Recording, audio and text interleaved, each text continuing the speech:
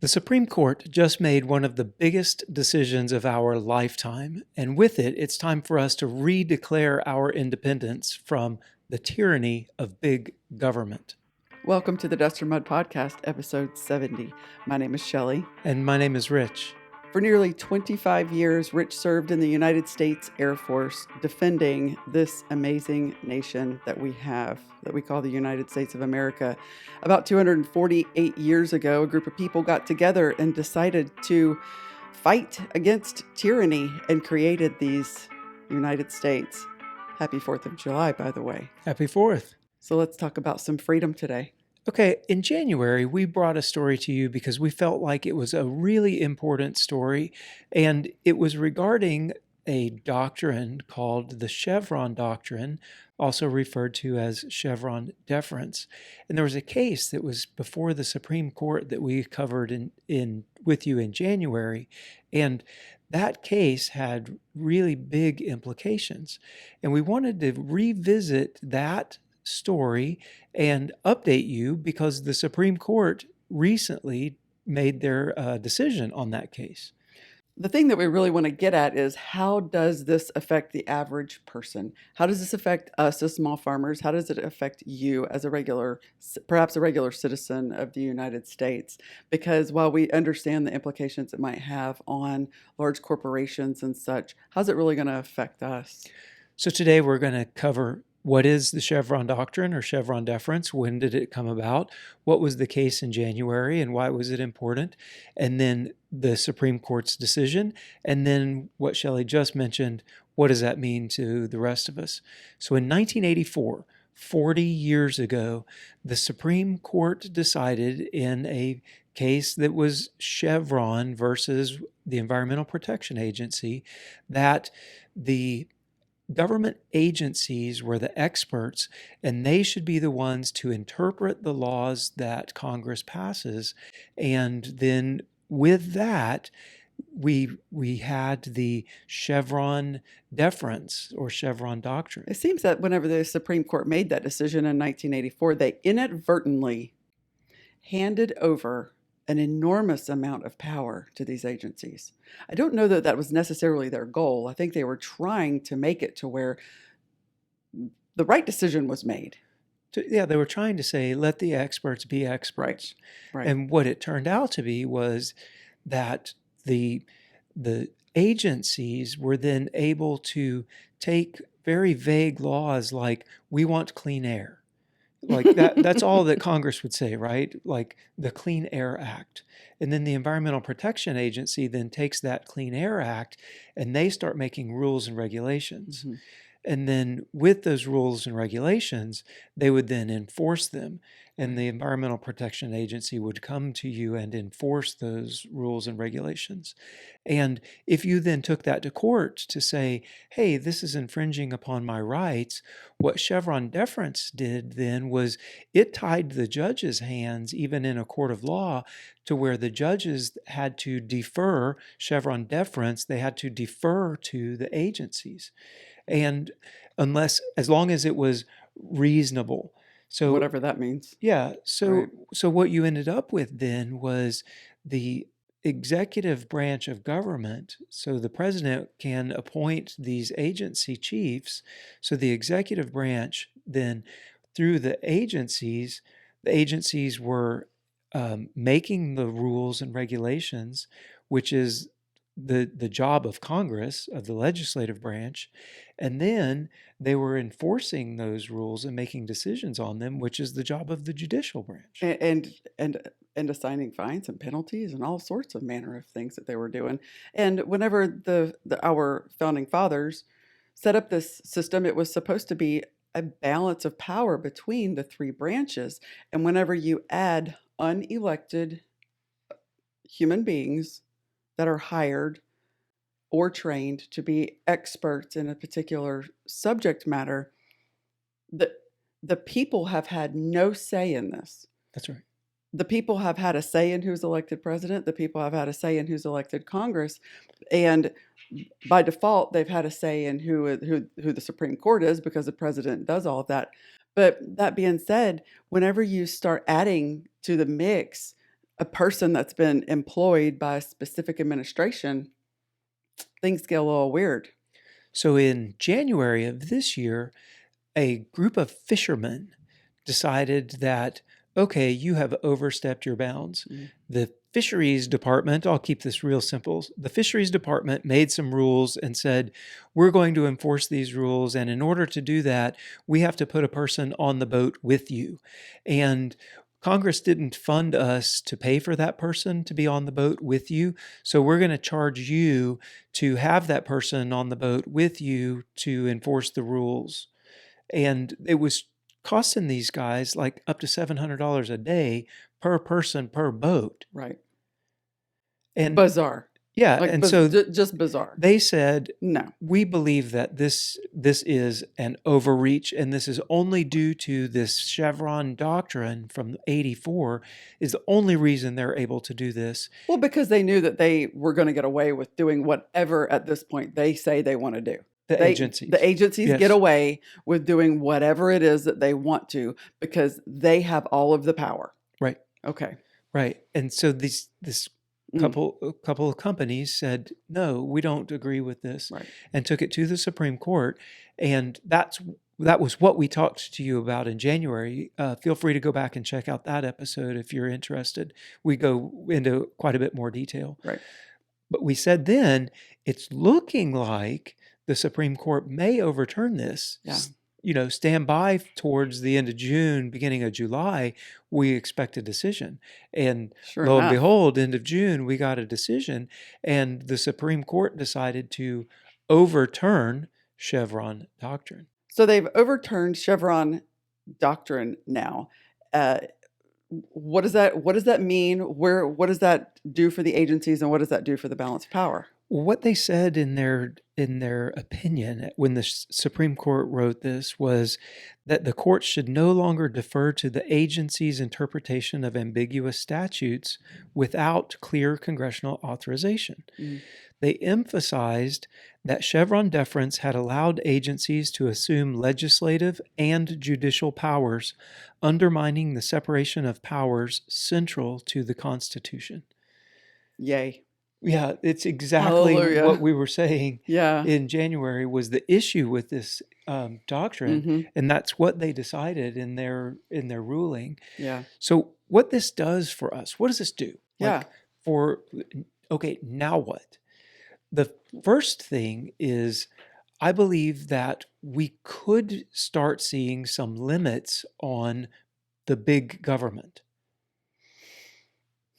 Yeah. Yeah. I would.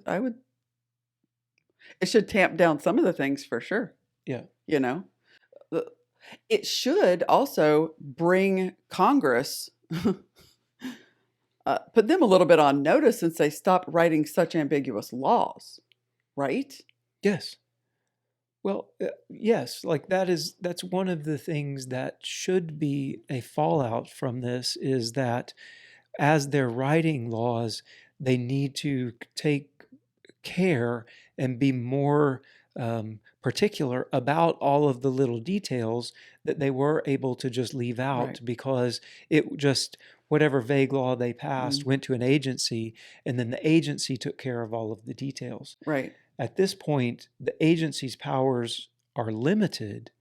Right. So they're limited. Congress is going to write the law.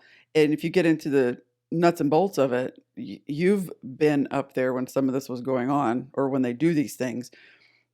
Would ever there be a case when a congressman would maybe confer with perhaps an agency and say, hey, you guys have the experts, let's write this law together so that this thing makes sense? I mean, do they ever work together or talk amongst themselves? Yes. So they could get to there. I mean, in the utopian view of the world, the congressman would confer with the experts. The experts would all agree.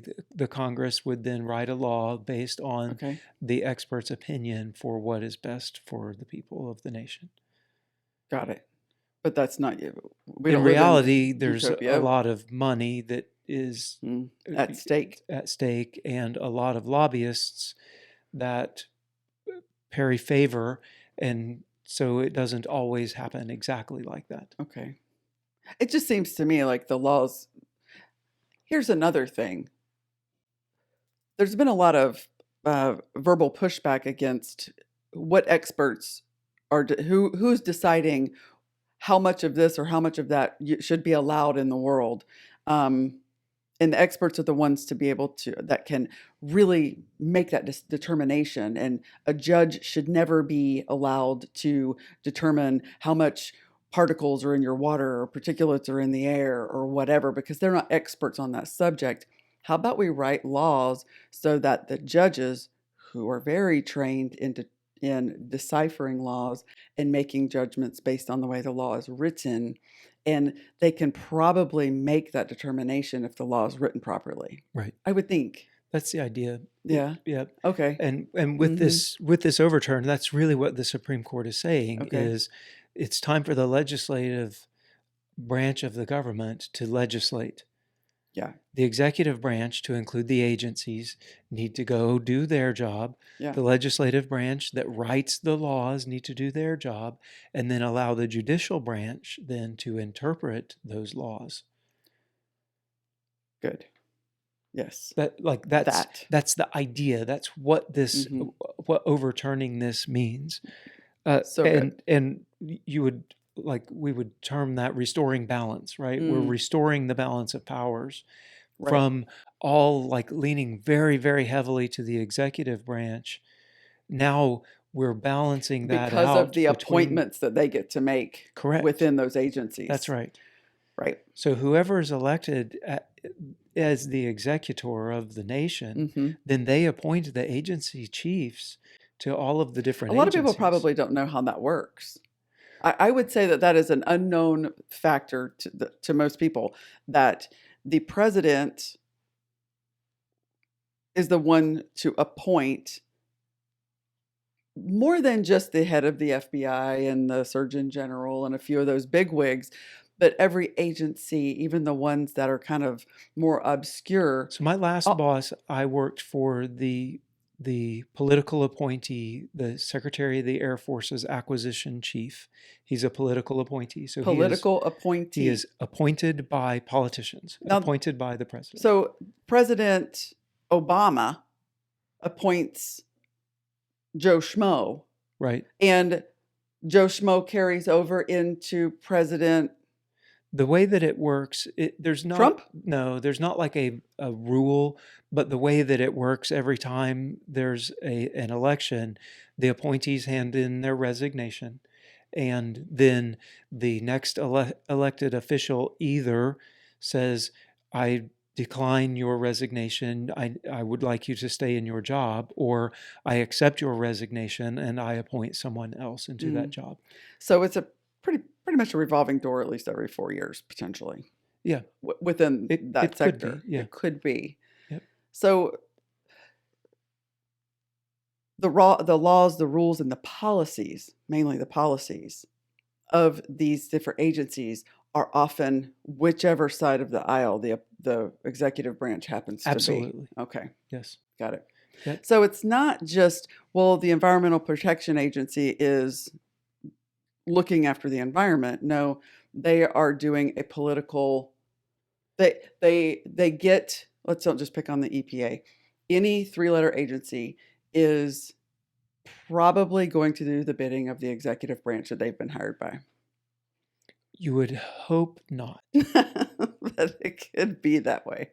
But that is your boss. That is your boss. Okay. You are serving at the pleasure of the president. Okay. That's kind of what I thought. Yeah. Right. So we reduce big government potentially by getting rid of this. Yes. We at least put a little bit of reins on them. Right. Right. Okay. The other thing that we could see is, like, for small businesses and stuff, you might start seeing a little bit less of the just ambiguous regulation changes. Oh my gosh. The level of uncertainty. You show up on Monday and the rules have just changed right. because somebody decided that the rules just changed. Or the rule says it's stated in one way, but they interpret it another way in their particular area, and you right? You get a new somebody into a new Mm, job, they interpret it differently, right. and now the rule just changed, and the thing that you've been doing is now no longer allowed. And, as soon as you take that to court with the Chevron doctrine, Hmm. the judge would say, I don't know, I have to defer to the So how many expert. more court cases are there going to be, because now people think they might think that they have a fighting chance There, against these agencies that are being so overreaching so I sometimes. see, I see where you're going with this. I see that's how this actually plays out. Okay. Like I don't anticipate that the agencies are going to say, "Oh, good, I don't have to be, overbearing anymore." Right? I can just go back to being concerned about the environment. Like I don't see that happening. I don't see the agencies changing at all. I see them continuing to do exactly what they're doing, but the difference is now when you go to court, you actually have a chance. Right. Before, when you went to court, you did not have a chance. By the doctrine, by Chevron doctrine, Hmm. you didn't have a chance to win. The judge just deferred to them, Chevron deference. Now you have at least a chance. And if the agencies continuously get defeated in the legal battles, Hmm. then maybe something will change. But I don't. I, I think it'll probably be kind of slow. well, this has happened like a week ago, Yeah. and there are already cases on Oh, the cool. docket. Oh, cool. People have got the Bureau of Alcohol, Tobacco, Firearms, and Explosives, or whatever they are, the ATF.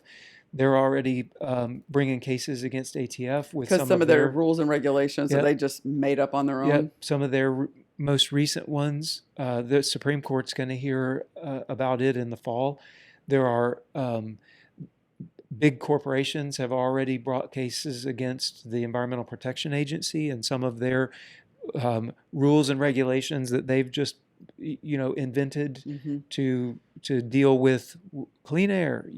Right. And then Department of Labor has already had cases brought against it as well for some of the crazy stuff that's going on right now with what is an employee and what is a contractor.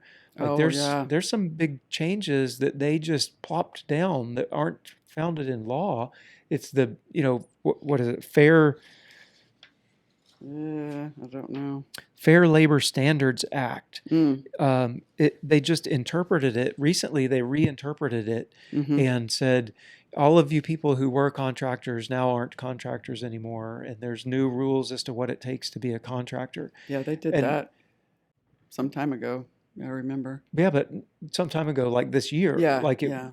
I'm saying recent, like this wasn't like 10 years Right, ago. right. Got This it. was this Yeah, happened like yeah. this year, and it's been it has had an impact, a fairly significant impact Hmm. on people's lives that are independent contractors Hmm. now that aren't considered independent contractors, or small businesses that hire independent contractors are now having those independent contractors be considered employees. Oh, gosh. And then the And tax burden and and then yeah. as soon as you have 4 employees, you have to start having unemployment insurance and workman's compensation insurance. And like for a small business owner, it just like Right. it, It it just wrecks you. explodes Yeah. when you have employees versus independent contractors. Right. So Right. the Department of Labor has already had cases brought against it. So in a week, like I have a I feeling have a feeling they were they just were waiting. they had the cases ready, They had those ready. Yeah. hoping that this would happen. So there is opportunity here. I don't expect the house of cards just crumbles, right? Like No. I don't expect that. But I do see how, like the dominoes, Hmm. this one falls and then that one falls and then there's a branch and then those three fall. Like I Hmm. see that it could look more like dominoes Mm. than a house of cards in my mind. And the more of these cases that are heard in the courts, and the more the courts are allowed then to interpret the laws that Congress wrote Hmm. instead of Yeah. instead of deferring to the Agencies. agencies, Hmm. then I think you'll start seeing the agencies be reined in a little bit. Good. Good. I'm not. I don't. yeah, there's opinions on all of it. Agencies, get rid of all of them, keep some of them, get rid. Do they have a place in the world at all? Maybe, but to me, they had a we gave them an inch and they took 50 miles, and they just way overstepped what anybody ever intended for them to be doing, and they just really overstepped. You know, they had a whole bunch of power, and they really just kind of Well, hopefully this will actually rein them in some. yeah At, yeah before it just, because it seemed like every year hmm things just kept getting more and more and more burdensome, to the point where it's like with what the fishermen had to deal with. yeah. We're going to rule over you and charge you in order to do that. That has got to be the most absurd thing. Yeah.